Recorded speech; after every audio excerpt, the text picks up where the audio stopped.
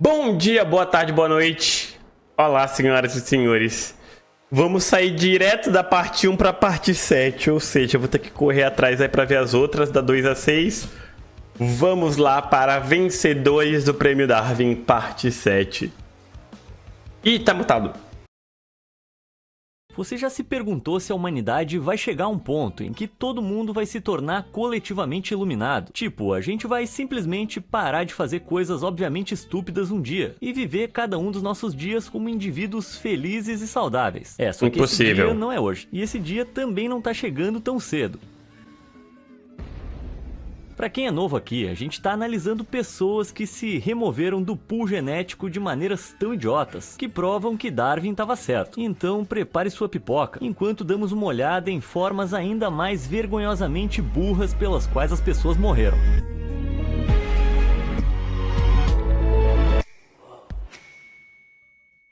Grande explosão.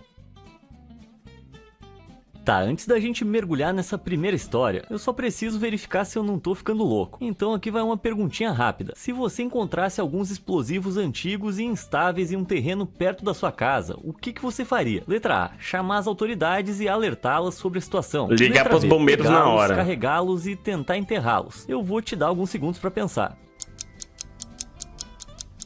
Pensou? Tá legal. Então, a resposta é obviamente a A, certo? Ninguém em sã consciência ia tentar manuseá-los, muito menos enterrá-los, a menos que soubesse o que estava fazendo, certo? Certo? Tá bom, então eu não tô ficando louco. E por que eu perguntei? Porque lá em 2004, um senhor em Chiavenna, na Itália, fez exatamente isso. Ele tinha descoberto alguns bastões de dinamite em um galpão abandonado perto da sua vinha. Ele tinha alguma experiência em trabalhar com explosivos antes, então decidiu que em vez de chamar as autoridades, poderia resolver a situação por conta própria. Infelizmente, para ele, essa dinamite estava lá há muito tempo e estava liberando nitroglicerina, um componente líquido altamente instável desse tipo de explosivo. Sem saber o quão voláteis esses explosivos estavam agora, o nosso camarada aí começou a tentar enterrá-los. Ele cavou um buraco de 9 metros, colocou cuidadosamente a dinamite nele e depois cobriu suavemente. Só que quando tentou aplainar um monte de terra que havia criado, fazendo pressão para baixo, a compressão acionou a dinamite. A explosão foi tão grande que abalou a cidade de Chiavenna e a polícia correu para investigar. Eles encontraram um homem dilacerado e ele permaneceu vivo o suficiente para contar a história antes de receber o seu prêmio Darwin. Meu Deus. Surra de camelo. Que? Na minha opinião, tem um círculo especial do inferno para pessoas que machucam animais. Só que tem outro círculo para as pessoas que provocam o animal errado e perdem, onde elas são ridicularizadas pela eternidade. E esse é o da internet. Em fevereiro de 2023, o Centro Recreativo Berioska, que fica em Omsk, na Sibéria, teve um convidado surpresa para um evento infantil realizado lá, um camelo bactriano. Esse é o tipo com 2 corcundas. Mas o camelo não estava tão empolgado em estar lá. Seu tratador tentou arrastá-lo em direção ao evento através de uma área de neve do lado de fora do centro, mas o camelo não queria colaborar. Ficando cada vez mais frustrado, o tratador recorreu à violência, batendo repetidamente na cabeça do animal. Agora, não sei se algum de vocês já viu um camelo bactriano adulto, mas eles são Nunca enormes. vi. Eles têm 1,80 de altura e pesam cerca de 450 quilos. Embora pareçam tranquilos, podem se tornar agressivos sem parar. Então entrar em uma briga com um deles não é uma jogada inteligente, como esse sujeito descobriu rapidinho. Depois do segundo golpe, o camelo respondeu repentinamente, mordendo, machucando, pisoteando e arremessando o tratador como se fosse uma boneca de pano, já que ele claramente não era páreo para besta enorme. Depois que o tratador parou de se mexer, o camelo voltou a seu comportamento tranquilo, como se nada tivesse acontecido. Nem preciso dizer que depois de ser espancado por uma besta mais de 7 vezes maior que ele, o tratador não resistiu. Então é isso, acho que a lição aqui é: trate seus animais como você gostaria de ser tratado. Sempre bom eu lembrar isso. Os animais muito maiores que você e propensos à violência. Farsa do fast food.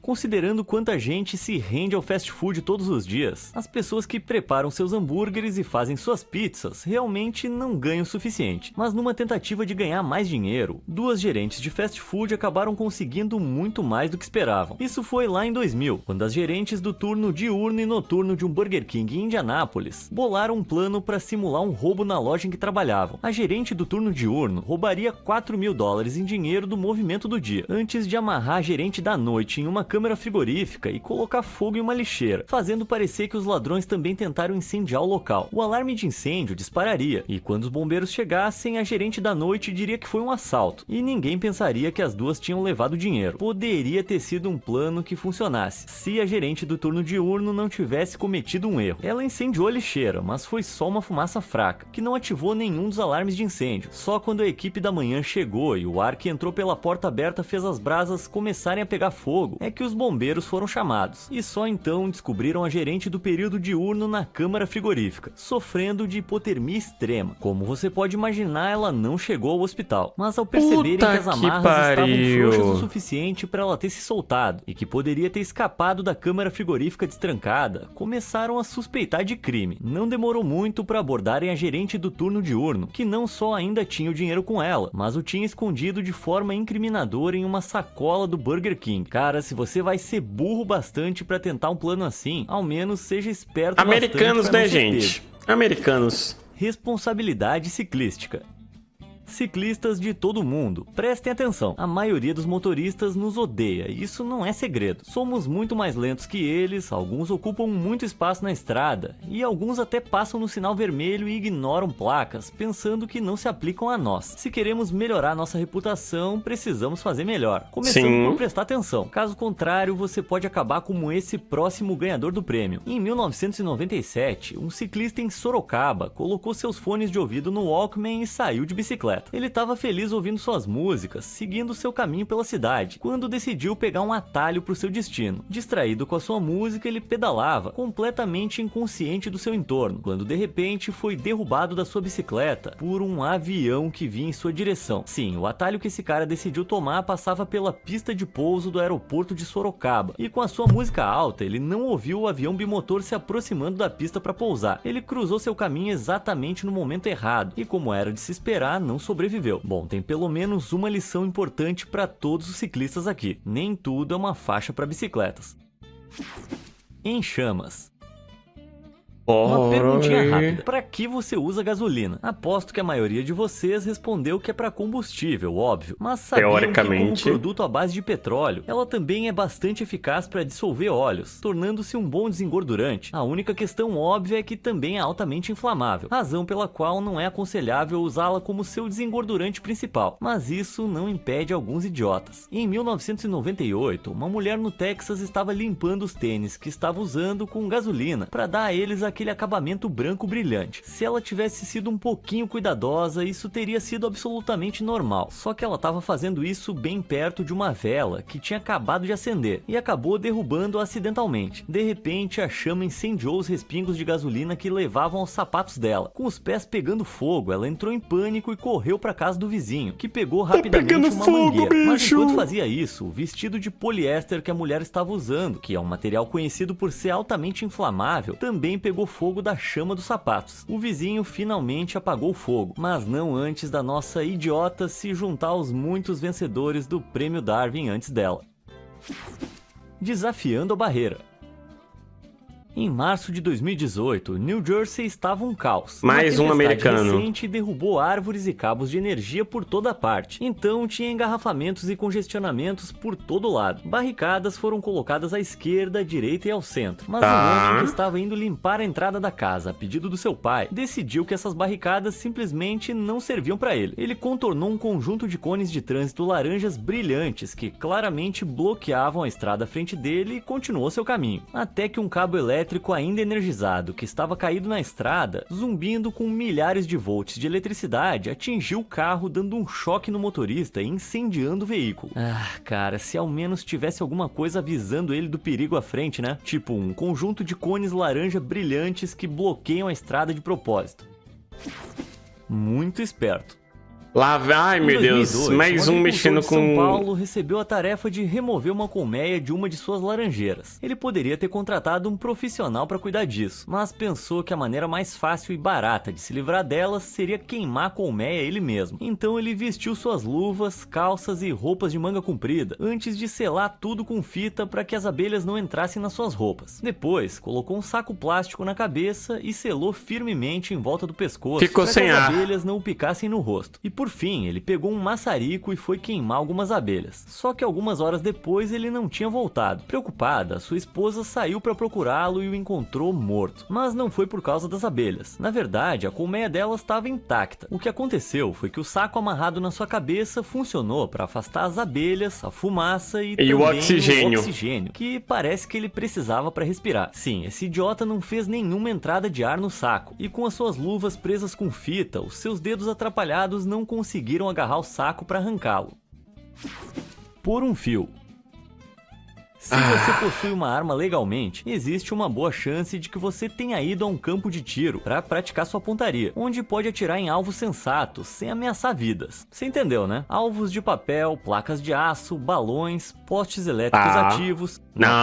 Peraí. Esse último não é encontrado em nenhum campo de tiro onde eu já tive, e com uma razão muito boa, como descobriu um cara da Pensilvânia em 2002. Ele e alguns amigos estavam praticando pontaria em um campo de fazenda, atirando em, adivinhou, um poste elétrico ativo. Especificamente, eles estavam mirando nos isoladores de vidro que revestiam os postes e mantinham os fios suspensos. Agora, a boa notícia é que a pontaria deles foi afiada o suficiente para atingir pelo menos 6 desses isoladores. A má notícia foi que ao atingirem o último isolador, que segurava o fio elétrico no lugar, ele caiu. De repente, o camarada aí percebeu que a terra queimada pelo sol em que estavam poderia pegar fogo. Então, em pânico, ele agarrou o fio com a mão. Errou feio, errou rude. Milhares de volts de eletricidade percorreram seu corpo, encerrando eu infelizmente já vi uma pessoa morrendo desse jeito, tipo, num vídeo, tá ligado? Do Prêmio Darwin. Não pessoalmente, mas num vídeo. O cavalheirismo está morto.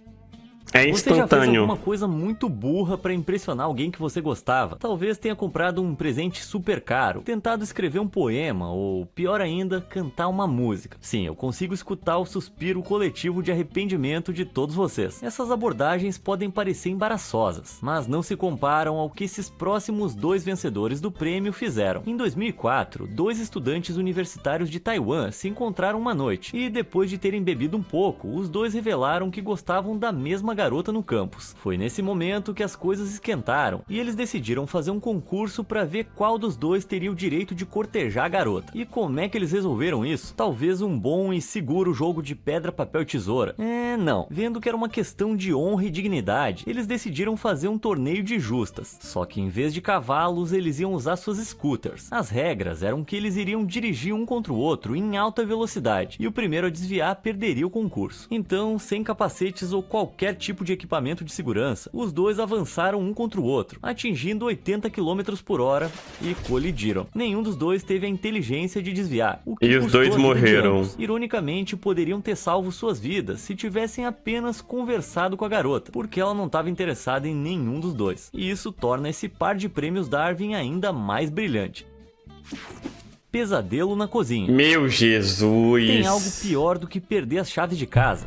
É um negócio bem irritante. Se você tiver sorte, talvez se lembre de ter esquecido uma janela aberta e consiga entrar por ela. Mas geralmente é melhor esperar um chaveiro abrir a porta. Caso contrário, a sua impaciência pode ter consequências sérias, como o que aconteceu com esse próximo vencedor do prêmio. Em 2004, em Wolfsberg, na Áustria, um cavalheiro incrivelmente embriagado voltou para casa tarde da noite e descobriu que não conseguia encontrar suas chaves. Mas não importava, porque ele pensou que poderia entrar pela janela da cozinha. A janela em si era fixa na base e inclinada para fora, dando-lhe espaço suficiente para enfiar a cabeça e parte do tórax. Foi aí que ele ficou preso. Com as 2 pernas suspensas e um pouco bêbado, ele não conseguia se coordenar o suficiente para avançar. E então houve outra complicação. Enquanto lutava para entrar, acabou abrindo a torneira embaixo dele, enchendo a pia da cozinha com água. Quanto mais se debatia, mais exausto ficava, até que aparentemente adormeceu ainda preso na janela. A partir daí, a sua cabeça caiu na água e, tão embriagado como ele estava, não acordou e se afogou. Ele foi encontrado no dia seguinte e, para tornar esse prêmio Darwin um verdadeiro campeão, enquanto retiravam o corpo, a polícia encontrou as chaves no bolso dele. Cara, se ele tivesse sobrevivido a esse episódio, eu tenho certeza que depois ele ia morrer de vergonha. Mais um cara da Flórida. É preciso muita coragem para pilotar uma moto. A velocidade, os outros usuários da estrada, a falta de airbags, é uma forma arriscada de viajar, mas ainda mais quando você é um completo idiota, como esse próximo cara foi. Em 2008, um senhor da Flórida vestindo apenas seu short de banho e tênis estava andando de moto, quando percebeu que a ponte móvel de Manassauraqui ele tentou acelerar. Qualquer motociclista sensato teria reduzido a velocidade e simplesmente esperado a ponte se nivelar de novo antes de atravessar. Mas não esse cara. Em vez disso, claramente achando que estava num filme do Velozes e Furiosos, ele decidiu arriscar e pular o vão. Então aumentou a velocidade e acelerou. Infelizmente para ele, os projetistas de pontes móveis preveem que possam haver idiotas exatamente como ele e incluem medidas de segurança na maioria das pontes levadiças na forma de barras de segurança. As barras desceram antes que o homem tivesse a chance de frear, lançando-o de sua moto a uma velocidade vertiginosa e arremessando-o para fora da ponte. Ele atingiu a água, mas o impacto o eliminou instantaneamente do pool genético. Ironicamente, a moto continuou e aparentemente chegou ao outro lado. Estranhamente satisfatório. Fogos de artifício. Tem muita coisa que você não deve fazer com fogos de artifício. Você não deve segurá-los enquanto acende o pavio, não deve colocá-los em algum lugar perigoso, não deve mirá-los em pessoas. Tem muitos nãos bem óbvios. Mas sabe qual eu achei que não precisava ser dito? Não coloque-os no seu traseiro. E ainda assim, aqui estamos em Sunderland, no Reino Unido, um lugar que eu só posso presumir que é tipo a Flórida da Inglaterra, no ano de 2006. Era 8 de novembro, alguns dias após a famosa noite de Guy Fawkes na Inglaterra, onde fogueiras e fogos de artifício são acesos para celebrar o dia em que o Sr. Fawkes não explodiu o parlamento. Com fogos de artifício sobrando, o nosso vencedor do prêmio decidiu soltá-lo com estilo, acendendo o pavio, deitando-se no chão e colocando os fogos de artifício entre as nádegas. Esse incidente comprometeu as suas partes íntimas e a sua capacidade de procriar, removendo assim mais dessas idiotices do pool genético. Acho que dá para dizer que Sunderland está desafiando a Flórida pelo título de lugar mais caótico do mundo. Campeonato de sauna.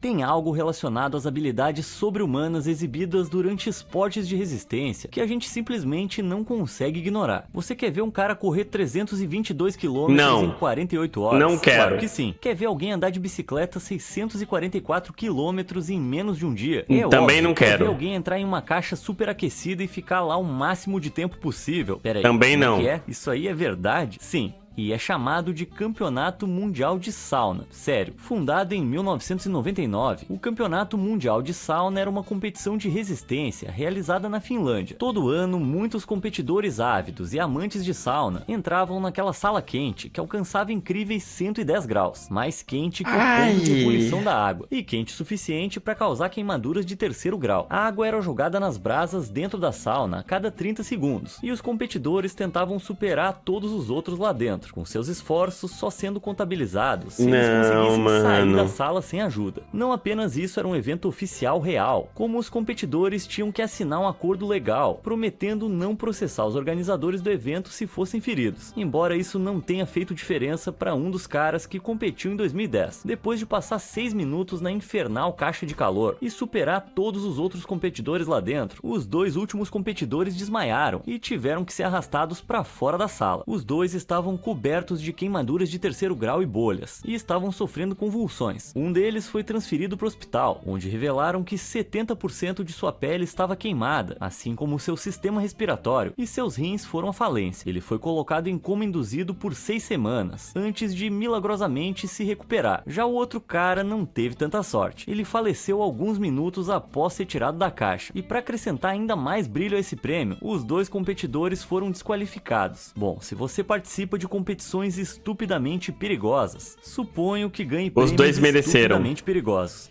Qual dessas histórias você acha que merece o maior prêmio Darwin? Não esquece de conferir as outras partes dessa série. Eu vou deixar... Os 2 mereceram. Quer dizer, todos aqui mereceram. Todos aqui mereceram, mas pra mim o pior caso é o dos moleques de Taiwan que quiseram... fazer aquela competição com as motos por causa de mulher. Meu Deus do céu.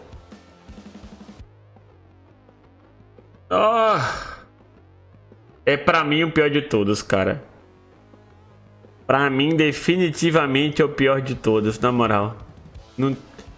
Esse e o moleque da bicicleta também, que passou pela pista de avião. Meu Deus do céu!